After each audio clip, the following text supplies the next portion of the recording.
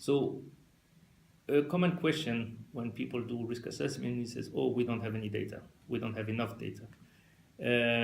But that's why you do an assessment. If you had all the data, there will be no need for an assessment because you will have all the information on the table and you can make a quick conclusion. Typically, you assess an event because there are many unknowns. So it's normal when you do risk assessment that you don't have all the data or you have imperfect data sets. And you should not be scared by that, and you should also dare make decision based on that, because you're not going to get more data in most cases. If you get more data later on, you can always revise your risk assessment. Risk assessment is not a static piece of work. It's a work in progress, but you should not wait until you have more data to do an initial rapid risk assessment.